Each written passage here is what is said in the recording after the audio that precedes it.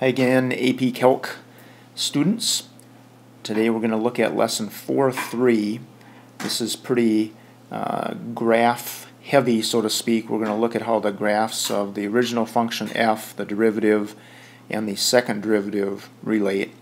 But we're going to try to do most of this by not using our calculators, by analytic methods, but analyzing them. Anyway, this first slide here should be somewhat familiar to you as we look at the derivative here. And of course, whenever we have a positive slope, the derivative is greater than 0, a negative slope less than 0. And remember, as we've been talking about, we often will set that derivative equal to 0 to find these critical points. And oftentimes they are maximums or minimums. And this is a good example here of even if the derivative is undefined, as we see a couple of cusps here, that we can still have relative maximums or relative minimums. So nothing too revolutionary here. Now as we go to our next slide here, here's the new stuff. When we have a particular graph, we are used to seeing the curvature of some graph, but we haven't really talked about what that means. And what this refers to is something called concavity, and we're interested in when is the graph concave down and when is it concave up. And we can tell that by looking at the graph of the original function, but once again what we're aiming to do here is seeing if we can predict where this concavity is, whether it's concave down or up, simply by using analytic or algebraic methods. So this concavity is determined by the second derivative. When the second derivative is negative, in other words less than 0, that's when we're going to have this concave down situation. When the second derivative is positive, that's when we have this concave up position. And the notion of inflection points we had talked about in pre-calculus, but it was a little vague. Here it comes into much clearer focus. The inflection point is the place where that concavity changes. Notice here from concave up to concave down, it happens at this inflection point. And once again, we'll be able to determine what this inflection point is strictly by algebraic means. We can maybe look at the graphs and verify them, and we'll do that certainly, but it's the algebraic means that are going to help us determine that. So we're going to mainly go through one example here to get in your notes, and then as we get back into class, we'll go through several more of these kind. They're a bit involved, they take some time and some space, but good things and very much a traditional part of calculus. Alright, so here's our particular problem that we're looking at. We have this particular function. This is my original function, or my y function here. 1/3 x cubed minus 2x squared minus 5x plus 4. We want to try to figure out, and notice this is just using analytic means here, when is this thing going to be increasing, decreasing, when is it going to be concave up or concave down, and we're also going to eventually be able to find some extrema and inflection points. So here we go. Remember, as we have been wont to do here now these last couple chapters, the first thing we're going to do is find the derivative. And I'll write it like this, y prime. In this case we know our rules, so 3 times 1/3 is just 1, so it's just going to end up to be x squared. 2 times negative 2 is negative 4x to the first, and minus 5. Derivative of that 4, of course, is 0.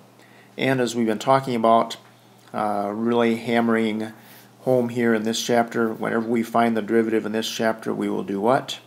Set it equal to 0. So if I do that, typically in these kind of problems, I can oftentimes do a little factoring, since this is a quadratic, and this does factor into x minus 5 times x plus 1. If I set that equal to 0, I do get that x equals 5, or x equals negative 1. Again, we've learned in this chapter that when you do that, when you set that derivative equal to 0, your resulting x values then, those will be critical points. So something's going to happen there, In this case, since the derivative does equal 0, we know it's going to be some maximums or minimums there. Now, we set up a little chart in these kind of problems once I have set my derivative equal to 0. And here's what I do. I will have actually 3 different intervals or ranges.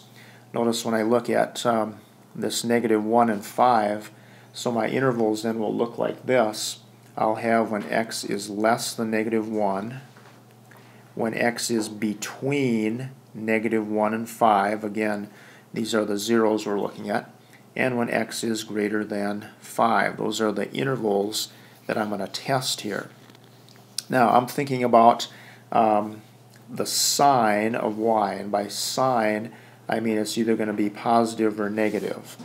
And how do I figure that out? Well, I simply can put a value in there and just kind of check in the derivative.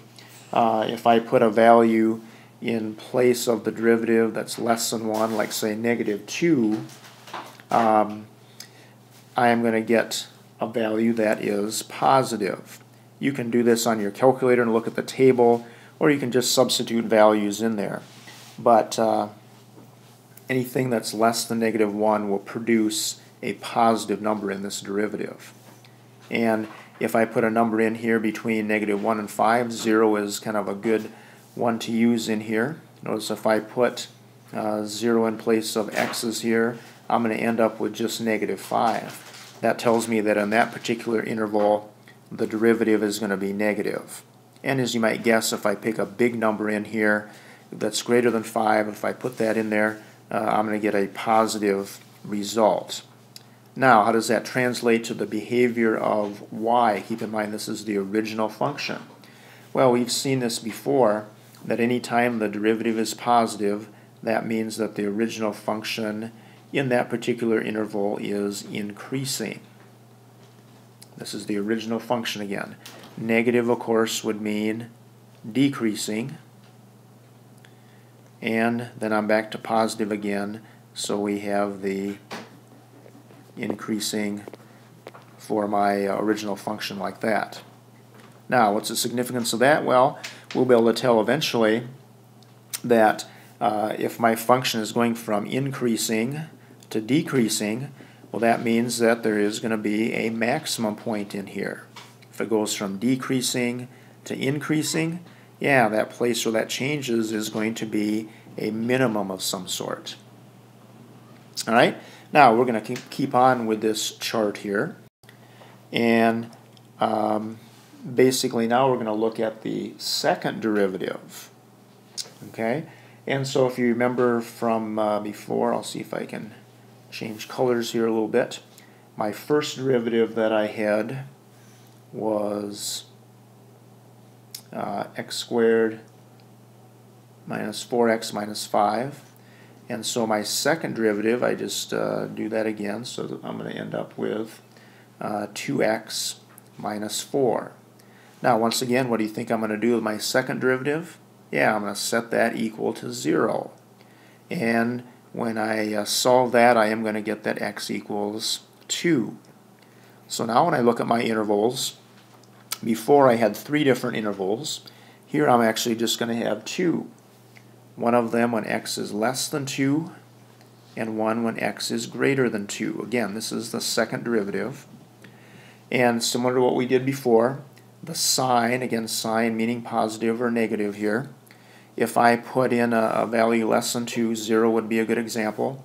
And keep in mind I'm going back to the second derivative equation here.